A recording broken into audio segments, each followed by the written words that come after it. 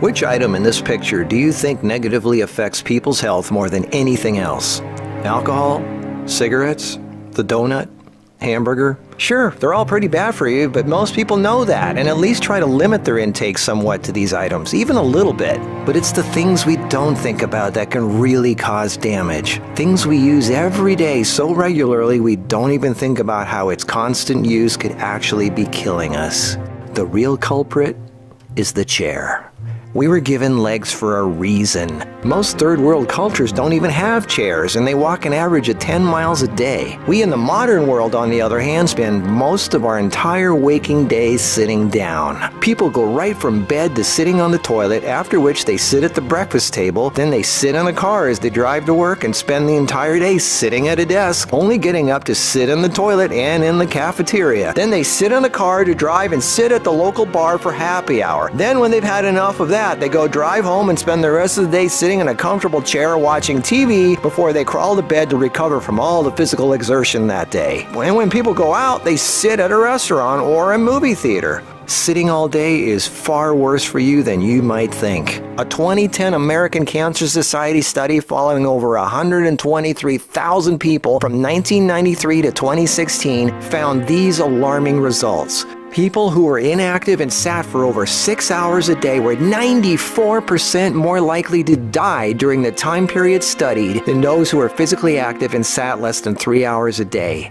That's almost 100%. And get this, findings were independent of physical activity levels. The negative effects of sitting were just as strong in people who exercised regularly. 60%, that's over half of employees surveyed, were convinced they would be more productive if they had the option to work on their feet. Medical experts have started referring to long periods of physical inactivity and its negative consequences as sitting disease. Below this video are links to an endless list of medical studies showing physical inactivity and low fitness are serious threats to cardiovascular health. Even with a low body fat index, sitting has been linked to non-alcoholic fatty liver disease. Studies showing differences in brachial and femoral artery responses to prolonged sitting. Studies showing reducing sedentary time may protect DNA. Sedentary lifestyle has been linked to depression. How sitting less increases muscle mass. Multiple studies linking diabetes to inactivity and sitting. Cells in idle muscles don't respond well to insulin, so the pancreas produces more and more, leading to diabetes. And how 5 minutes of standing every half hour can improve glucose metabolism and really help postmenopausal women who are pre-diabetic. Blood pressure drops when standing compared to sitting. A Cornell University study found that sitting more than 1 hour induces biochemical changes in lipoprotein lipase activity, that's an enzyme involved in fat metabolism, and glucose metabolism, leading to deposits of fats in adipose tissue rather than being metabolized by muscle, and increases heart attack risk, coronary heart disease, and kidney disease. This happens in both fit people who do regular aerobic activity and also unfit overweight people. This means regular exercise does not cancel out these effects of sitting the rest of the day.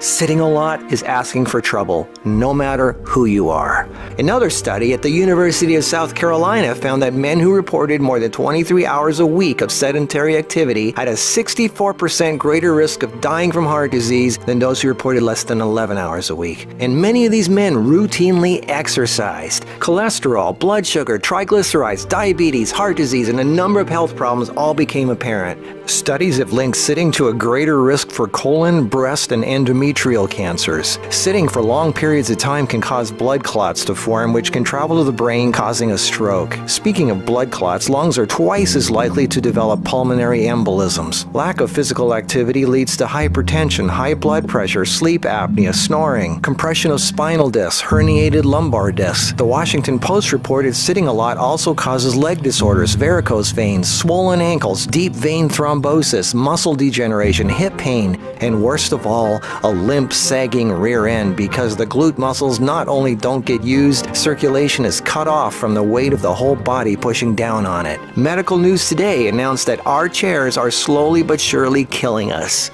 The links to all these studies are listed below this video. So what do? We have to work, right? Well, the first thing to have to look at, obviously, is our desk. It's actually becoming commonplace in many offices, factories, and even schools globally to switch to standing desks. They even have desks that instantly adjust from sitting to standing position and back down again as needed. Just Google standing desks and you get all kinds of companies. I myself use standing desks to do my video editing and even have a treadmill desk for doing my office work and online stuff. I find this much more effective than the bicycle desk I have for working on the computer. Even though my legs are moving, you're still sitting, and the leg muscles are not supporting the weight of the body. And this is why being on our feet is so important and effective.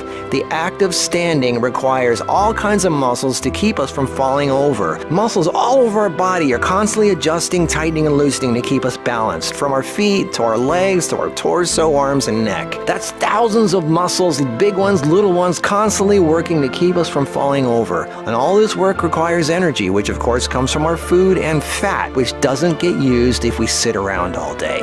So do as much as what you normally do standing up if you can. And if you can't, stand up every half hour for 5 minutes. Even if you don't do much, just stand up. And if you really want to get things moving, do some squats. And I don't mean 3 or 5, I mean 20 or 30. Take the stairs instead of the elevator. Throw out the TV and do more yard work. Clean up the house more. Do more repairs. Go to the park. Walk down the street or just stand around. Anything. You are not designed to sit. You are designed to be upright. Half your body is legs. They are there for a reason.